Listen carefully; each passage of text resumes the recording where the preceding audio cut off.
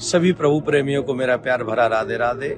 इस वीडियो में हम चर्चा करेंगे सटतिला एकादशी व्रत की, जो कि माघ महीने के कृष्ण पक्ष में पड़ेगी।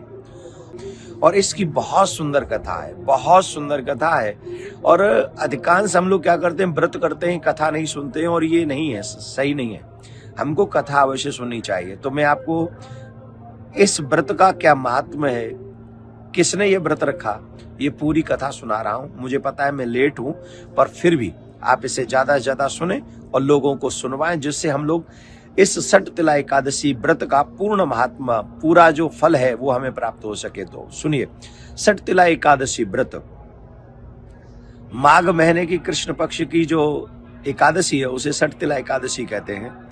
युधिष्ठिर ने जब भगवान श्री कृष्ण से पूछा तो भगवान श्री कृष्ण ने कथा सुनाई, और वो कथा ऐसी है कि एक ब्राह्मण पत्नी थी जो पूजा पाठ में बहुत ध्यान रखती थी, बहुत ज्यादा ध्यान रखती थी, बहुत मन उसका रहता था, पूजा पाठ करती थी पर कभी दान नहीं करती थी।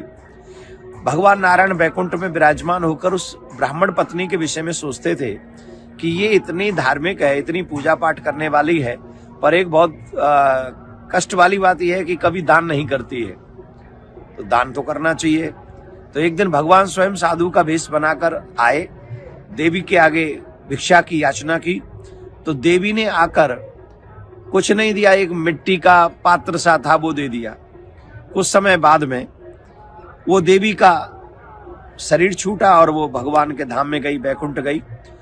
पर बैकुंठ में उसे कुछ खाने पीने को नहीं मिला, और जब खाने पीने को नहीं मिला तो भगवान से उसने शिकायत की कि मैंने तो पूजा पाठ ही किया, मैंने तो बहुत सारे कार्य किए, पर अब ऐसा क्या अपराध है कि मुझे तो यहाँ कुछ खाने पीने को मिलता नहीं।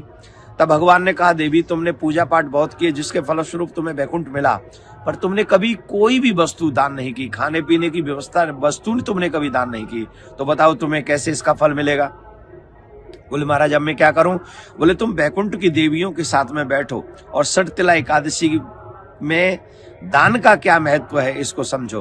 तो फिर उन्होंने, ब्राह्मण पत्नी ने देवियों से वो सटतिला एकादशी का व्रत का महात्म समझा, कथा सुनी, और फिर उसने वहीं बैकुंठ में दान किया, तिलों का दान किया, और तिल इत्यादि का भोजन बनाया, तिल इत्यादि का दान किया। इससे उसका वो जो कष्ट था वो मिट गया।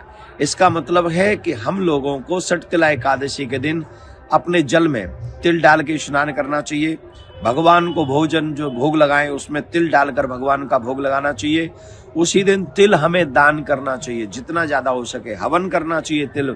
इससे क्या होगा कि मनोकामनाएं जो हमारी हैं वो सारी मनोकामनाएं पूर्ण होंगी। तो आप सबसे हमारा निवेदन है, आप लोग सभी सटतिला एकादशी व्रत पर अवश्य इस कथा को सुने, तिल का दान करें, द्रव्य दान करें, वस्त्र दान करें, और याद रखें जो जो वस्तु आप वहां चाहते हैं उन सब वस्तुओं का यहाँ दान करने से ही वो सारी चीजें हमें परलोक में भी मिलती हैं, और अन्य योनियों में भी जाना पड़े तो वहां भी मिलती। तो दान करें। भगवान की एकादशी व्रत जो 10 साल से बड़े हो गए बच्चे, उनसे करवाना चाहिए, और जब तक वृद्ध अवस्था ना आए और बीमारी न लगे तब तक एकादशी का व्रत करते रहना चाहिए।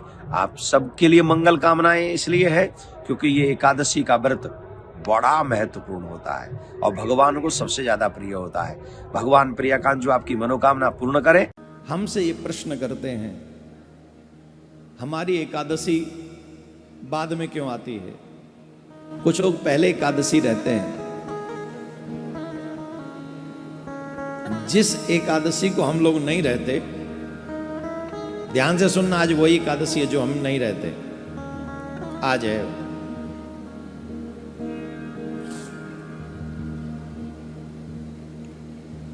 जिस एकादशी में 10वीं स्पर्श करे, एक बात समझ लीजिए, जो मनुष्य एकादशी व्रत तो सब लोग रहते हैं, लेकिन शास्त्रों में कहते हैं कि कई लोग व्रत करने वाले ऐसी गलती कर बैठते हैं जो वही एकादशी का व्रत उन्हें नरक ले जाता है।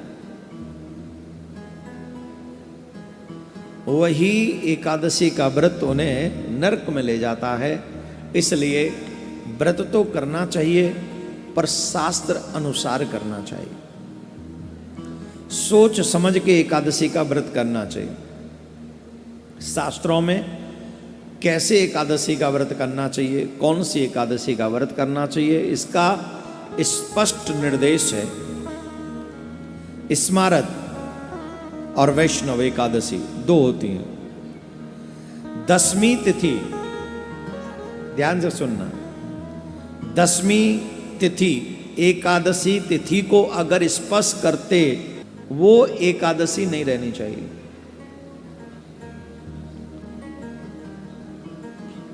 आपने देखा होगा मोस्टली कई बार ऐसा होता है कि दसवीं में एकादशी प्रारंभ होती, स्पर्श हो जाता दोनों का।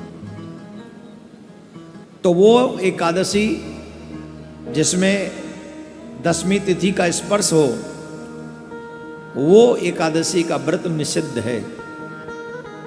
एकादशी तिथि द्वादश तिथि का भी स्पर्श करती हो, अगर जैसे एकादशी हम व्रत कर रहे हैं और उसमें द्वादशी स्पर्श हो रहा हो, तो वही उत्तम एकादशी का व्रत माना गया है, श्रेष्ठ एकादशी का व्रत माना गया है, जो मोस्टली हम लोग रहते हैं। भविष्य पुराण में कहा गया है कि सूर्योदय के पहले 4 दंड काल यानी 1 घंटा 36 मिनट यदि दसवीं नाम मात्र भी रहती है तो भी वह एकादशी उपवास करने के योग्य नहीं है। स्कंद पुराण में है, उमा महेश्वर संवाद में ऐसा वर्णन आता है, जो दसवीं युक्त एकादशी करता है वो निश्चय ही नरक जाने की इच्छा करता है। ये हम नहीं कह रहे हैं। बाबा भोलेनाथ मां पार्वती को उमा जी से महेश्वर कहते हैं। जो दसवीं से स्पर्शित एकादशी है, जो मनुष्य उस व्रत को करता है, वह नरक जाने की इच्छा रखता है। ब्रह्म पुराण में आता है कि धृतराष्ट्र के 100 पुत्रों का नाश हो गया। उसके पीछे एक रीजन ये भी था, उसकी जो पहली पत्नी थी उसके साथ धृतराष्ट्र ने दसवीं स्पर्श वाली एकादशी का व्रत किया था, जिसके कारण उसके वंश का नाश हुआ।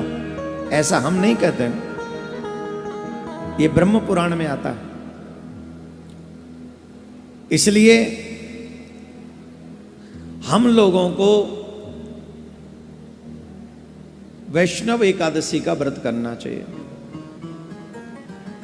जो चाहे उसमें द्वादशी स्पर्श हो जाए, इवन त्रयोदशी भी कहीं स्पर्श होती हो, द्वादशी बहुत कम समय के लिए द्वादशी रही और त्रयोदशी भी, वो तो श्रेष्ठतम श्रेष्ठ एकादशी का व्रत माना गया है।